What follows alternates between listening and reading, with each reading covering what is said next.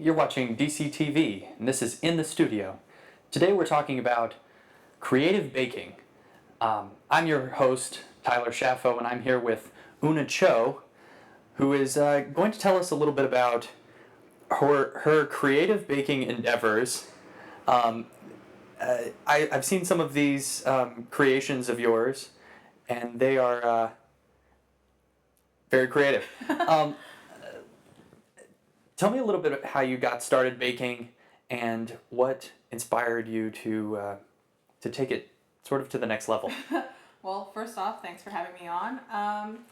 What inspired me to bake? I guess it's kind of the resurgence of food, like creative food by other people. People who are a lot more skilled at it than I am and probably way more creative, but you see food blogs coming up all the time, right? The latest food blog, and I look at them and I'm like, these are all amazing, and I see the next food blog and I just think it can't get better, and then it keeps getting better, right? And I keep getting my mind blown. And I was sort of like, I want to try something like this, you know. I was in college, I guess, when I got way more into it, and you spend a lot of time studying and doing stuff that is a little less fun. I mean, I did like a lot of my classes, but you know, you want downtime, and a good thing for me was baking. And I always like baking cookies, like the standard like chocolate chip and, you know, chocolate cakes, vanilla cakes, red velvet cakes, but that gets old after a while. And when you're thinking a lot about like, you know, communications theories and, you know, different like political science classes, you want to think about something very specifically other than that. So I started looking at, you know, other people's blogs, and I was like, I'm going to try baking something of my own. And the perfect opportunity would come up when, like, my roommate would have a birthday. And I'd be like, okay, I'm going to bake you a cake. What kind of cake do you want? And they tell me what kind of cake I can start with. And then I had a roommate who was very in love with chocolate, so she wanted a devil's food cake. So I was like, okay, I can work with that, you know? So I baked the cakes, and then I just started constructing them and coming up with ideas. There's no real plan when I begin. It's sort of like you start with something and just keep adding to it until it becomes a thing. And I wasn't sure how it would actually turn out, and even my roommate would sit there and like watch me while I'm baking it. She's like, are you sure that's gonna work? I don't know if that's gonna work, and you know, doubting me, and that always drives me a little like further, right? So I'm like, I'm going to make this work. And eventually it turned out, and, you know, it was a pretty big hit, and I was like, oh, that was awesome, you know, and it tasted good, and, you know, everyone around me was happy, so I was like, you know, it's a win-win for everyone. So the next time there's another reason for me to bake, then I'm just like, I'm going to go whole hog with it and, you know, go as far as I can with it, and I haven't stopped. Yeah. So that cake that you're talking about, was that sort of the cake that all of us are picturing in our minds, or did it have a visual component? There was a visual component. I think we're going to see some pictures later on, but this cake I want to get to some pictures so that the audience can understand kind of what we're talking about. Right. Well, this cake was a devil's food chocolate cake, and she liked buttercream frosting, which is, you know, pretty normal, and I decided I'm going to make I just baked a round cake, and then I was like, I'll make this into a tree stump. So tree stump. Yeah, okay, so I made that into a tree stump. It was a pretty shallow one, but I was like, I'm going to make some other things to decorate around it. And I saw somewhere where they were making like woodland creatures out of, you know, baked goods, and I was like, I know what can go on a stump. A hedgehog can go on a stump. Who doesn't like hedgehogs? Right. So I made Rice Krispie hedgehogs, and then kind of positioned them around the stump, and, you know, you dip them in chocolate and stick sprinkles on them. They look vaguely like a hedgehog, but mostly people get excited about chocolate and Rice Krispies. And then do we have a picture? Yeah, of that? I think there should be a picture of it somewhere. Yeah, so there we have it. Here we go. Yeah. All right. It's not really displayed very nicely since it's still on my workstation, so you see a bowl behind it. Yeah, well, this was early in the process. Right. You know, I'm more organized nowadays, but this is one of my earlier This is where creations. it started. Yeah, and I wrote like happy birthday, and I tried to make like the lines in the tree trunk, and the little white things. It's hard to tell from this angle, but they're meringue mushrooms. Sure. Some meringue cookies. Mushrooms. Yeah. So I figured mushrooms go with stumps and hedgehogs. You know, Of course. Yeah. So of course. That's one of my earlier creations, I guess. Yeah. Really cool. Really Thank you. cool. Thank you. So that was a big hit. Yeah. And you decided you wanted to keep sort of growing this. Yeah. I know that holidays are a big time for baked goods in general, Right. but for you too. Yeah. So holidays are a really good chance to, get a little more creative and have a good excuse to eat a lot of sweet things.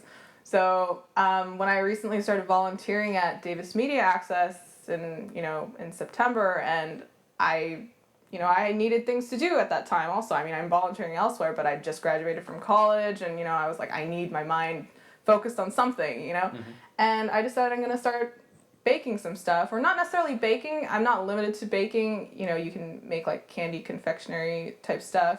Baking it would be more like cookies and cupcakes and Okay, cakes. so there's a difference Yeah, between like I'm not putting it in the oven and like mixing different chemicals like baking soda and having that react with all the other things that I put in. There's Okay. not a very specific science sometimes, so one of the first things that I brought in to Davis Media Access was around Thanksgiving, and I decided to make these turkey pops. So what a turkey pop is, I think some people tried making these with a cake. Cake pops were a thing. cake pops. Yes. Yeah, No, I've had cake right, pops. yeah, Sure. a lot of people know what cake pops are, and I was like, well, I wasn't the biggest fan of cake pops, because I'd rather just have regular cake rather than, cake smushed into a ball, right? Right. But I do like Rice Krispies. That's sort of a theme in a lot of what I do. So I made Rice Krispie pops and stuck them on a stick. You dip them in chocolate, and I decorated them so that they look like turkeys, like using candy corn. And I think we have a picture of that too. And yeah, right We here. have a picture? Okay, Yeah. great. So we have one of these. I put them in a little box. I've tried to make them look as nice as they possibly could. Yeah, so we're seeing a progression of presentation. Yeah, I mean, I was a little more careful about how they look sometimes, because I don't have a food blog myself, but, I know that presentation is very important. Which you're starting a food Right. blog, aren't you? Of course, after this show. We'll see about that. People are going to want to see more of these. Yeah, I'm sure they could find these kinds of things elsewhere. There are so many really good food bloggers out there who have really amazing... I have no photography skills whatsoever, so you see these blogs with like beautiful like marble countertops, and they have their foods and their ingredients displayed, and I'm like, I can't do that. I don't really have the eye for that, and maybe I don't have the patience to stop in the middle of the process, take a picture, and then stop after the next step and take a picture. I'm kind of like go and like get to the end. For you, it's all about the food. Yeah, it's for me, it's the end product. So how much of it is about eating the food?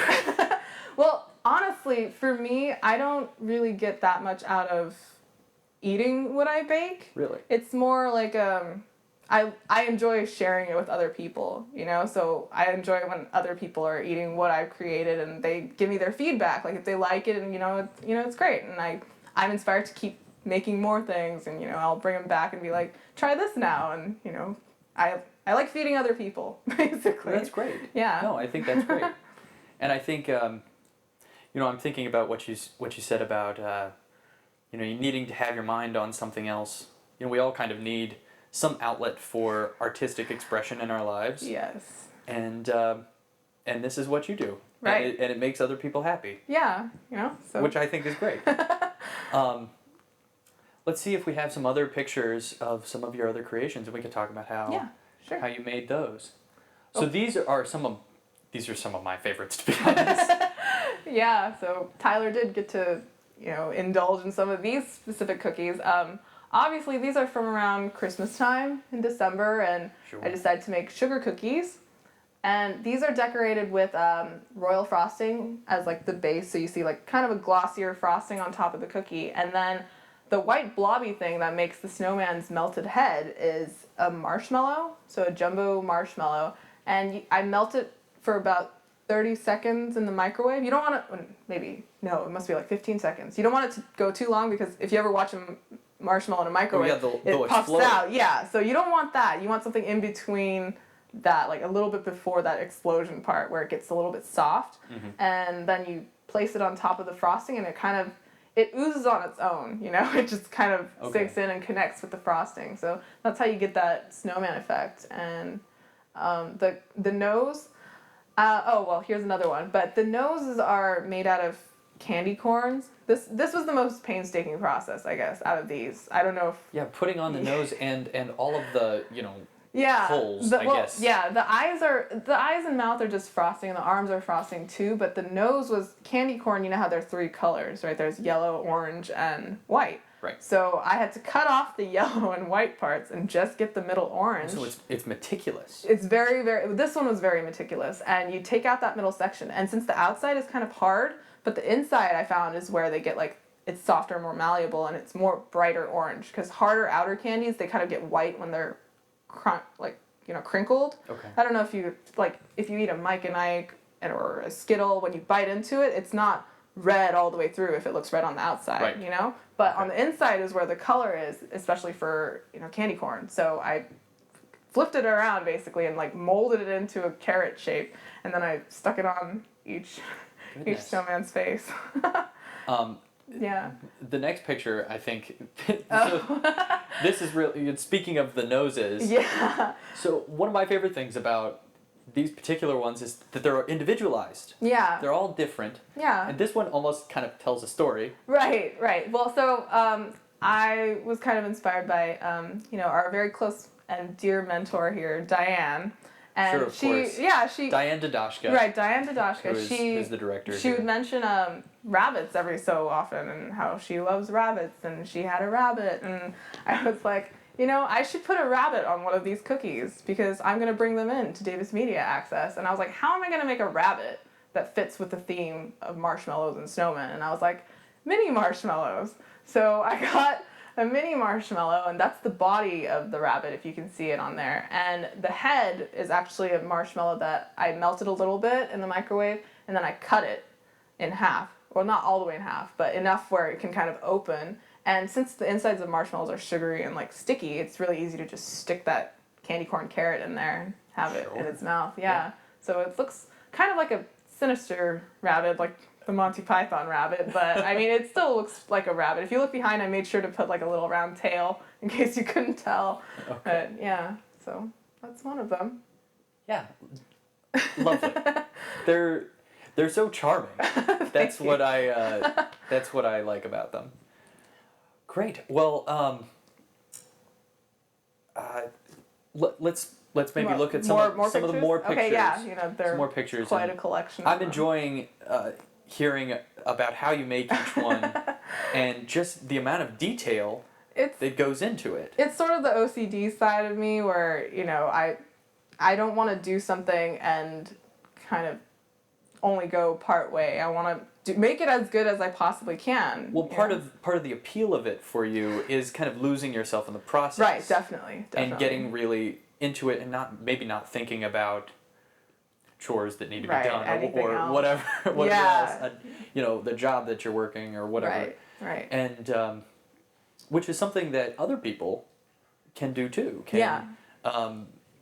They can also experiment with these kind of things. Right. No, I mean a lot of people. I hear a lot of people say that they can't bake, so they eat what I make and they appreciate it, and they appreciate other people's abilities to cook or bake, and they're like, but I can't do it. And I was like, I think you haven't tried hard enough. It's really not that complicated of a process. I'm not saying like make cookies and decorate them with marshmallows and do those little things, but baking is just following a certain set of standard rules. So like a cookie recipe is pretty standard, a cake recipe is pretty standard, and if you just start with those, you can kind of become more creative with it after. But anyone can bake. Like when my cousin's kids come and visit, they're 3 and 6 years old, and I can basically just watch and supervise as they bake a cake by themselves. I mean, stick it in the oven and I'll take it out, but apart from that, they do all the mixing and it comes out, tastes great. So if a 3-year-old and a 6-year-old can pull it off, anyone can do this.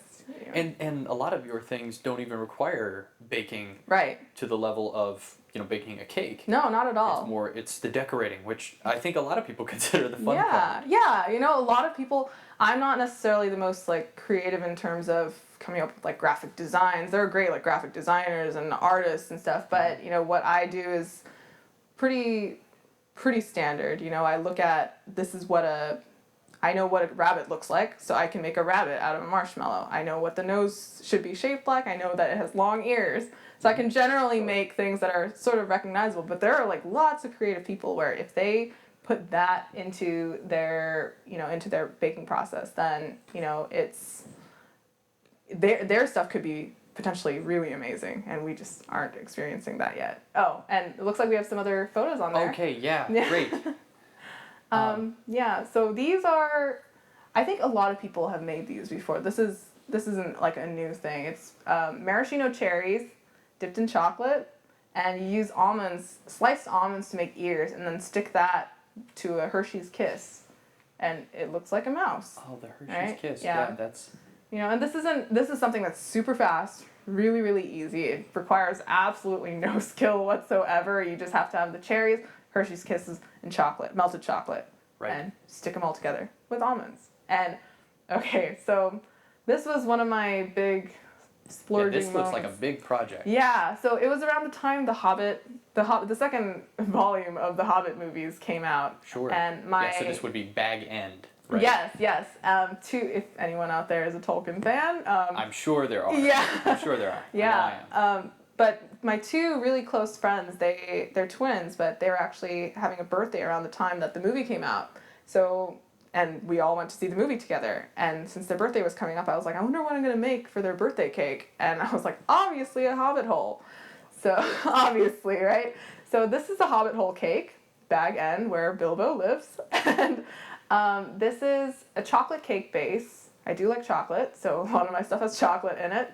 And the white, or the grayish white stone steps that I've made, this has fondant. I don't know if a lot of people are familiar with what fondant is, but it's kind of like a sugar coating. Like a lot of people cover cakes with them, so there's like a smooth finish to it, or they want like a certain bright color, even though they have like a vanilla cake underneath. Anyone who's bought a wedding cake is familiar with fondant. Yeah. But it's not edible, from what I understand. No. You can't eat it. Well, you can't eat it, you but can't eat it's it, not but particularly tasty. Right. It's more of a visual thing, and if you want something that makes a cake look really fancy and is edible, then you can use it. I mean, I wouldn't recommend like eating it in large quantities. You want a thin layer of fondant on lots of cake. Right. So you just lose to add the that fondant. visual component. Yeah, right. And I mean, if you don't like it, you can always kind of like peel it off the cake, because you stick it on with jam or frosting, so you have the option of not eating it. What I'm really curious about is the grass. The grass. Well, the grass, okay, so a lot of people were really, really amazed by the grass, but it's really not that complicated. It was, if you get frosting piping tips, Wilton has like a lot of them, but you can get piping tips pretty much at any like craft store, and there's one where there are lots of little tiny holes. So you just stick it onto a piping bag, fill it with the green frosting. Frosting is buttercream, you stick in food coloring or food color gel, and you squeeze it on, and it makes grass fairly quickly. So wonderful. Yeah. Mm-hmm. Wow. Yeah. And so how long would something like that take you? Well, that cake took me, it must have been a few hours. I mean, like 4 hours or so, just straight baking, because you have to wait for it to bake, you have to wait for it to cool, and in the meantime you make all the other stuff that has to go on. But the decorating process for that is very like painful. You don't want to mess up at any point, because if you mess up, then it ruins the entire thing. Like if you accidentally smudge some of the frosting, then the grass is ruined. It doesn't look like perfect grass. But yeah, and well, okay, so this next picture, I wanted to talk a little bit more about the time thing. Yeah. So something like that is a big project. That would be 4 hours, something like that. Right. But if someone was to get into creative baking, how long did some of the shorter projects take? Shorter projects, I mean, the mice. So the mice. The mice, for example, those, I mean, you can whip one up in like seconds, pretty much. You just have all of the stuff out, and you just stick them all together, so it's each one. And they take a minute. Yeah, I mean, you can make like 30, 50 of them within like 15 minutes, I'm pretty sure. So if someone wanted to try creative baking, that might be a good way to get into it. Yeah. Learn how to express yeah. yourself, see how happy they make other people when they're served. Right. And then,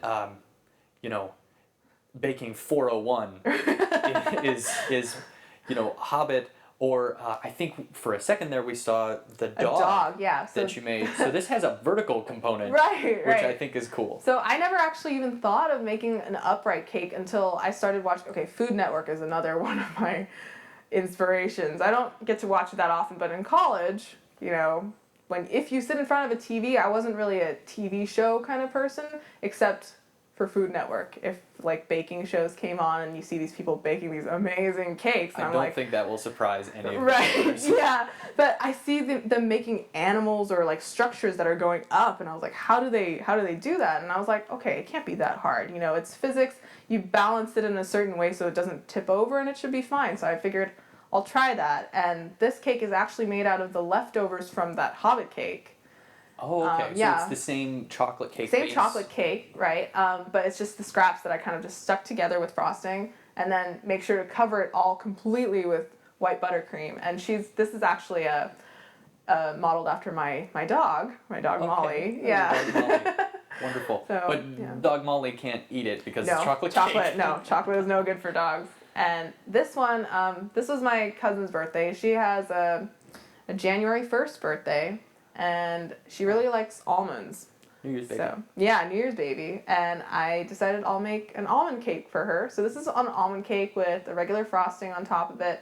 And if you see little nests, they're actually made out of royal icing, which you make with egg whites and water and sugar, obviously. And you beat them all together, yeah. And then I piped them onto balloons, latex balloons, and made nest patterns, and you let them dry overnight, and then they harden. So it's like sugar. It's like candy, basically, but it's sugar. And, you know, you pop the balloons, let the air out slowly so the nest doesn't shatter, and then you flip it over, and it looks like a nest. Wow. So, and then I filled those with toasted coconut, and the animals in them are made out of marzipan. So you just, you know, it's like clay. You just mold them. It's like almond paste, pretty much. So, yeah. Really you kind cool. of do whatever you want with them. Well, speaking of nests, first I want to just quickly tell us about this one. What prompted this one? So my brother is a cellist, and he was graduating from high school. So I think I was back from break, or it was summer break after college, and I had begun this baking thing. So my brother was like, "Can you make me a cello cake?" And at first I was like, "That's too much work," but it is my little brother, and how often do you get to make a giant cello cake? So I decided for his graduation recital, I'll make this.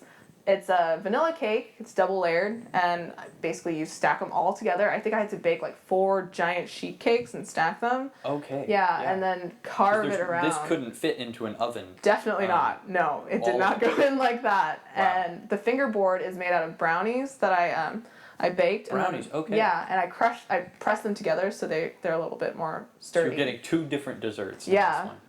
Brownies. All right, yeah. Great. Well, you know, you mentioned nests with the slide before that yeah. one. I wanted us to see your latest creation, which you brought in.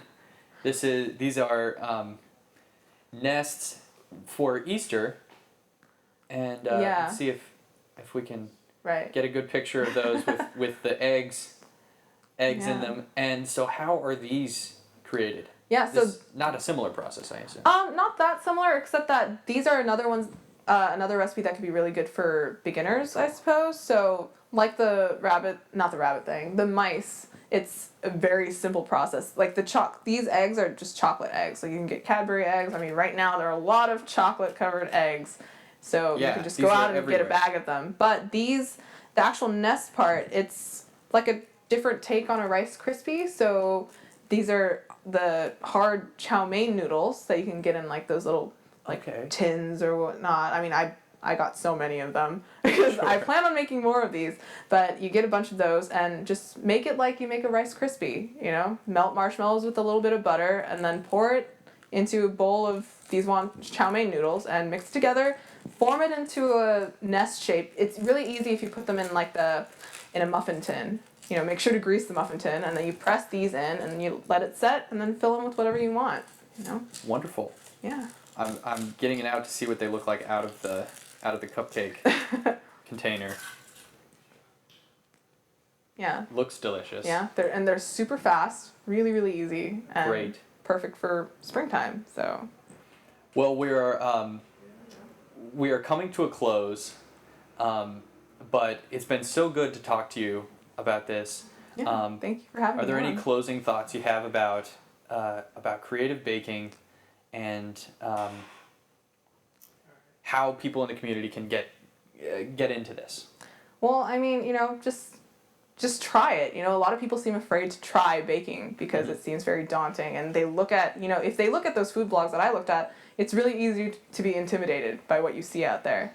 But, you know, you have to really take the initiative. You have to try something that you're not comfortable with, and, you know, you might find that you really, really enjoy it, or it's totally your thing. So just go out, buy some ingredients, they're not that expensive, and just try baking something, you know, really simple, and you never know what'll happen.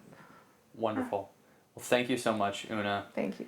And thank you for joining us today for this conversation with Eunah Cho, creative baker. And you heard it here. Try something new.